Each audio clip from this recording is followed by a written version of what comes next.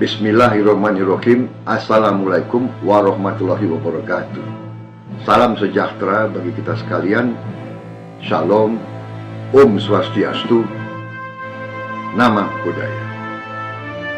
Saya ingin menyampaikan beberapa pikiran-pikiran saya pada saat negara kita saat ini menghadapi keadaan yang kita ketahui bersama adalah cukup memprihatinkan.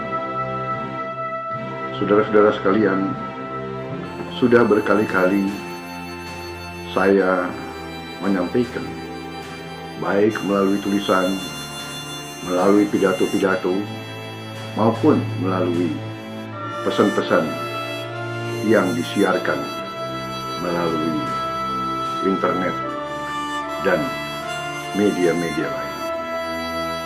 Saya telah menyampaikan bahwa saya turut berjuang untuk membangun bangsa Indonesia yang demokratis. Komitmen saya kepada demokrasi sudah saya buktikan pada saat saya menjadi seorang panglima di dalam Tentara Nasional Indonesia, seorang panglima yang memimpin 33 batalion tempur. Bisa dikatakan sepertiga kekuatan tempur Angkatan Darat berada di bawah komando saya. Dan pada saat saya dituduh ingin melakukan kudeta untuk mengambil alih kekuasaan pada bulan Mei tahun 1998, saya telah buktikan kepada rakyat Indonesia dan kepada sejarah bahwa saya tidak melakukan apa yang dituduh saya rencanakan. Bahkan saya turun dari jabatan dengan tidak membantah perintah atau putusan, dan setelah sekian belas tahun tidak pernah ada keluhan, bantahan, atau sanggahan dari saya. Waktu itu saya seorang prajurit. Walaupun saya pensiun, semangat keprajuritan saya masih tetap saya pegang. Semangat prajurit TNI adalah tentara rakyat. Kita lahir dari rakyat, kita membela rakyat, dan kita siap mati untuk rakyat Indonesia. Saya telah membuktikan selama karier hidup saya, berkali-kali saya pertaruhkan nyawa untuk bangsa dan negara saya. Saudara-saudara boleh bertanya kepada mantan anak buah saya yang jumlahnya ribuan, yang berada di mana-mana. Tanyakan kepada mereka, apakah Prabowo Subianto pernah meninggalkan tugas di daerah pertempuran. Saudara-saudara sekalian, tanyakanlah kepada mereka, apakah dalam pertempuran saya berada di depan memimpin mereka, di bawah desingan peluru, atau apakah saya berada di sebuah markas yang aman di garis belakang. Saudara-saudara sekalian, saya sebagai patriot telah bersumpah untuk membela dan membangun bangsa saya. Saudara-saudara sekalian, dalam menjalankan sumpah itu untuk membela dan membangun bangsa, saya yakin bahwa demokrasi adalah sistem pemerintahan yang terbaik. Karena itu, saya terjun ke politik sudah 10 tahun lebih. Saya mengikuti pemilihan umum sudah 3 kali. Saya membangun sebuah partai dari nol. Saya keliling dari kabupaten ke kabupaten, kecamatan ke kecamatan, desa ke desa, provinsi ke provinsi. Memang banyak yang belum saya sentuh, karena sungguh besar negara kita, saudara-saudara. Saya telah menyampaikan di beberapa fora, di beberapa majelis, bahwa bangsa kita telah mengalami sebuah keadaan yang janggal, di mana kekayaan bangsa kita tidak tinggal di Republik Indonesia. Kekayaan kita mengalir terus keluar. Karena itulah saya berjuang untuk merubah sistem ini. Saya berjuang untuk mengamankan kekayaan rakyat dan kekayaan negara. Karena itu saya berbicara dari hati saya yang paling dalam. Saudara-saudara sekalian, saya percaya bahwa demokrasi harus dilaksanakan dengan sebaik-baiknya. Karena itu, melaksanakan pemilihan presiden yang baru kita laksanakan adalah harapan kita semua bahwa mandat yang diberikan kepada rakyat, saya ulangi, diberikan dari rakyat kepada siapapun, bahwa mandat itu harus diberikan secara benar-benar, secara adil, secara terbuka, secara bersih, secara jujur. Esensi demokrasi adalah pemilihan yang bersih dan pemilihan yang jujur.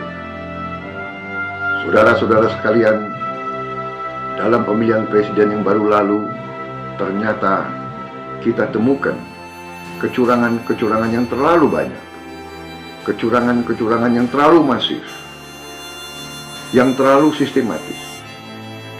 Kita juga mengalami bahwa penyelenggara pemilu tidak adil, memihak salah satu kontestan.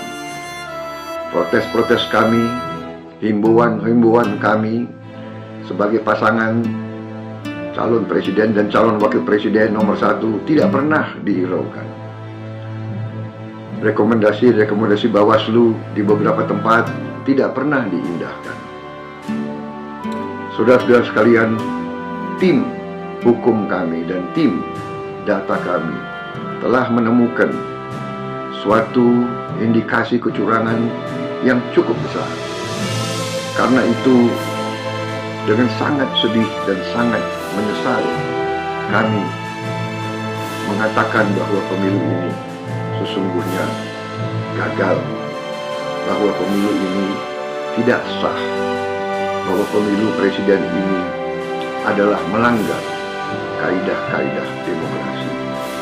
Bahwa apabila kita merestui keputusan ini, berarti kita merestui sebuah kecurangan, kita merestui sebuah kebohongan, kita merestui sebuah ketidakbenaran.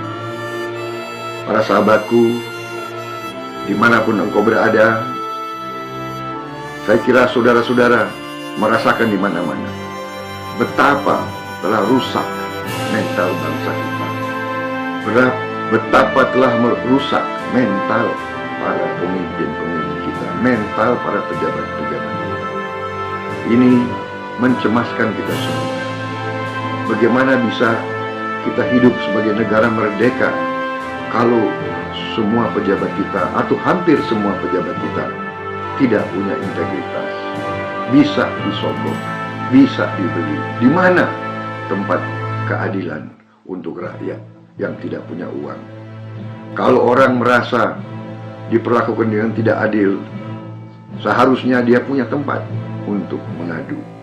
Harusnya dia ke polisi, atau dia ke pengadilan, atau dia minta suatu pembelaan di lembaga-lembaga negara yang didirikan dalam republik kita. Ternyata kalau semua lembaga-lembaga tersebut buntu karena korupsi, karena hakim-hakim sudah tidak punya integritas, hakim bisa dibeli, pejabat KPU bisa dibeli, pejabat KPUD bisa dibeli. Kalau ini semua terjadi, apa masa depan bangsa kita? Di mana bangsa kita bisa bertahan? Gunakanlah akal sehat kita. Sungguh-sungguh negara kita menuju kegagalan. Saudara-saudara, saya katakan, ada kalanya dalam hidup kita harus memilih pilihan yang sulit. Apakah kita membela kebenaran atau kita merestui ketidakbenaran? Apakah kita berdiri tegak untuk membela keutuhan bangsa, kemandirian bangsa, dan nilai-nilai yang kita junjung tinggi, atau kita menyerah kepada uang, kita menjual nilai-nilai kita menjual diri kita menjual kepribadian kita menjual harga diri kita. Saudara-saudara, pilihan-pilihan semacam ini sangat sulit. Pada tahun 45, pemimpin-pemimpin kita dihadapkan dengan pilihan semacam ini. Apakah menyatakan kemerdekaan atau menunggu kemerdekaan diberikan oleh penjajah? Pilihan yang sulit. Pilihan itu mengandung risiko. Mereka yang menghendaki menyatakan kemerdekaan agar kemerdekaan kita bukan hadiah dari penjajah, memang mempertaruhkan nyawanya dalam risiko. Dalam 10 November tahun 45, rakyat Surabaya dan pemimpin-pemimpin di Surabaya juga dihadapkan dengan pilihan yang susah, yang sulit. Menyerah kepada ultimatum Inggris untuk angkat tangan dan menyerahkan senjata paling lambat tanggal 9 November, atau menghadapi serbuan dan serangan negara adidaya pada saat itu, yaitu Inggris. Kita bayangkan bagaimana harga diri bangsa kita kalau waktu itu pemimpin-pemimpin Surabaya dan rakyat di Surabaya menyerah. Kalau Gubernur Suryo, Bung Tomo, dan semua pemimpin-pemimpin Jawa Timur dan Surabaya tunduk kepada ultimatum asing, bagaimana harga diri kita sekarang?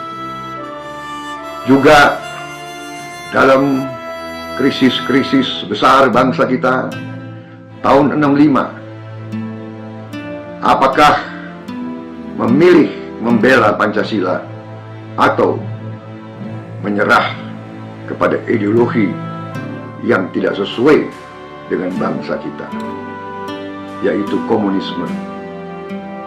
Saudara-saudara, demikian juga pada tahun 98, pada era reformasi, banyak pemimpin kita juga dihadapkan dengan pilihan yang susah. Membela sistem yang kurang demokratis atau berani membawa reformasi dan demokrasi.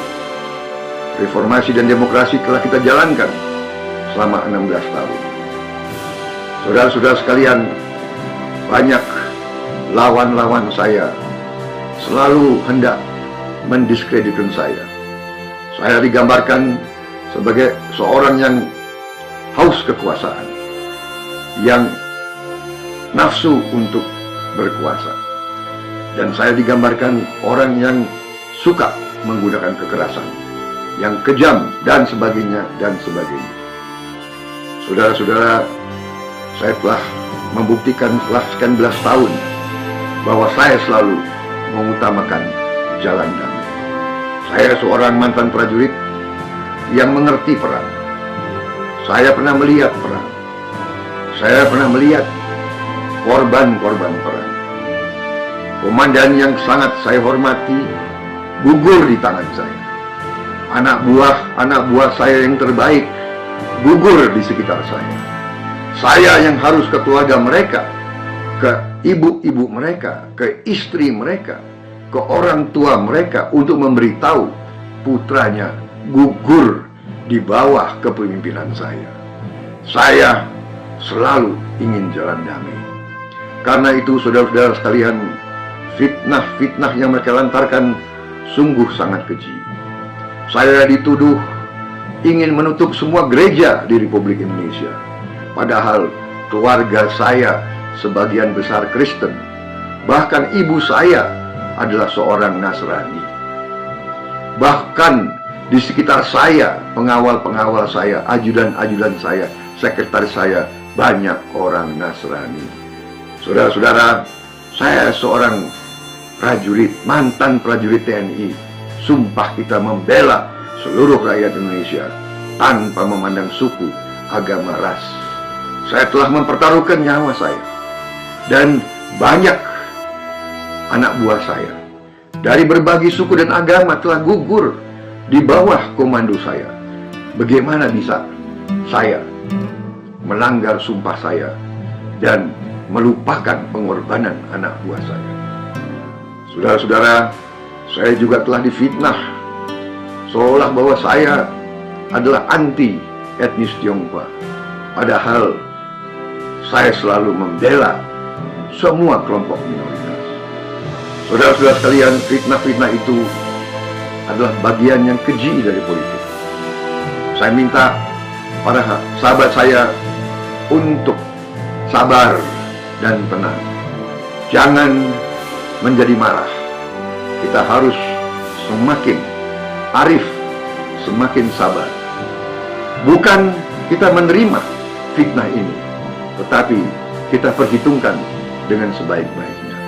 Dan jangan kita balas kedengkian dengan kedengkian. Saya minta, janganlah kita balas kejahatan dengan kejahatan. Janganlah kita balas fitnah dengan fitnah kembali. Saudara-saudara sekalian, dalam situasi kritis ini, saya minta saudara-saudara terus, walaupun sabar, kita juga harus siap. Siap mental kita, siap tenaga kita, siap nafas kita. Dan saya minta saudara-saudara dalam keheningan malam nanti, renungkanlah pendapatmu, renungkanlah sikapmu, renungkanlah jawabanmu. Saya bertanya, apakah kita membela kebenaran terus, atau kita menyerah kepada ketidakbenaran, kepada kecurangan, kepada kezoliman? Dan dalam hari-hari yang akan datang, setelah kita merenungkan, marilah kita mengambil langkah-langkah untuk menghadapi hari-hari yang akan datang. Saya telah memilih berjuang di atas landasan konstitusional. Saya sangat-sangat sulit menyerah kepada keadaan yang tidak benar dan tidak adil. Saya menilai keadaan ini adalah syarat dengan campur tangan asing. Ada negara-negara tertentu yang ingin Indonesia lemah, yang ingin Indonesia hancur, yang ingin Indonesia miskin. Kita telah mendapat bukti-bukti yang cukup kuat tentang keterlibatan mereka. Tetapi tetap kita harus tenang, kita harus sabar, dan kita harus tidak melupakan kekuatan kita sendiri. Saudara-saudara sekalian, katakanlah dari hitungan yang mereka anggap benar, yang kita anggap tidak benar, puluhan juta rakyat Indonesia berada bersama kita. Puluhan juta. Bahkan sahabat-sahabatku di Facebook saya sekarang jumlahnya sudah lebih dari 8 juta orang. Saya minta para sahabatku yang sejati, mungkin saja ada yang masuk hanya ikut-ikutan, tapi mereka yang benar-benar ingin bersama saya dalam memperjuangkan dan membela nilai-nilai kebaikan, nilai-nilai membela Indonesia, nilai-nilai membangun Indonesia yang benar, yang baik untuk anak dan cucu kita.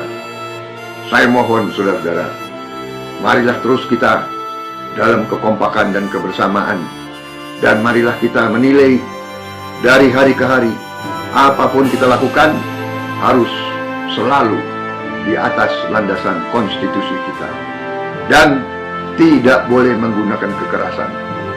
Kita akan melaksanakan perjuangan apapun di atas landasan satyagraha yang telah diberi contoh oleh seorang tokoh di India, Mahatma Gandhi, dan di Amerika, Martin Luther King, dan di Afrika Selatan, Nelson Mandela. Percayalah, kebenaran akan menang. Kebenaran tidak bisa dikalahkan. Yang penting kita harus berani, kita harus tegar, kita harus mau berkorban, saudara-saudara sekalian.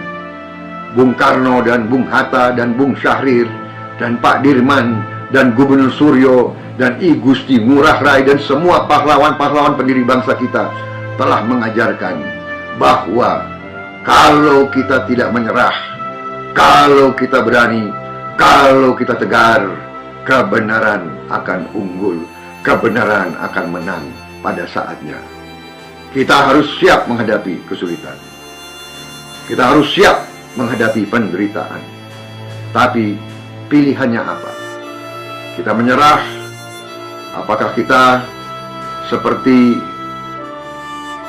budak yang disuruh duduk-duduk, disuruh berdiri-berdiri, disuruh tunduk-tunduk, disuruh diam-diam, disuruh ambil air, atau kita bangsa yang terhormat, bangsa yang mengerti membela haknya, membela hak-hak rakyat. Saudara-saudara sekalian, kekuatan kita besar, kita kemarin dicurangi. Karena itu, marilah kita susun barisan kita kembali, susun kekuatan kita kembali dari orang ke orang. Susunlah kekuatanmu, 5 orang demi 5 orang, nanti 10 orang demi 10 orang. Adakan diskusi, bahas di rumah masing-masing, atur. Pada saat nanti kita akan umumkan bagaimana perjuangan kita. Yang jelas pilihannya hanya 2, berdiri atau hormat sebagai bangsa kesatria, atau tunduk selamanya sebagai bangsa kacung, bangsa budak, bangsa yang lemah, bangsa yang bisa dibeli, bangsa yang bisa disogok. Pilihannya ada di hati kita masing-masing. Saya tidak tahu dari 8 juta sahabatku berapa yang terus bersama saya. Saya mohon, tolonglah jawab kepada saya sehingga saya tahu siapa yang akan berjuang terus bersama saya sampai titik darah yang penghabisan, atau mereka yang akan melihat dari pinggir saya pun tidak masalah. Terima kasih. Ini belum akhir dari sebuah perjuangan. Ini baru awal dari perjuangan kita. Merdeka! Wassalamualaikum warahmatullahi wabarakatuh. Nanti 10 orang demi 10 orang, adakan diskusi, bahas di rumah masing-masing, atur. Pada saat nanti kita akan umumkan bagaimana perjuangan kita. Yang jelas pilihannya hanya 2, berdiri atau hormat sebagai bangsa kesatria, atau tunduk selamanya sebagai bangsa kacung, bangsa budak, bangsa yang lemah, bangsa yang bisa dibeli, bangsa yang bisa disogok. Pilihannya ada di hati kita masing-masing. Saya tidak tahu dari 8 juta sahabatku berapa yang terus bersama saya. Saya mohon, tolonglah jawab kepada saya sehingga saya tahu siapa yang akan berjuang terus bersama saya sampai titik darah yang penghabisan, atau mereka yang akan melihat dari pinggir saya pun tidak masalah. Terima kasih. Ini belum akhir dari sebuah perjuangan. Ini baru awal dari perjuangan kita. Merdeka! Wassalamualaikum warahmatullahi wabarakatuh. Merdeka! Wassalamualaikum warahmatullahi wabarakatuh.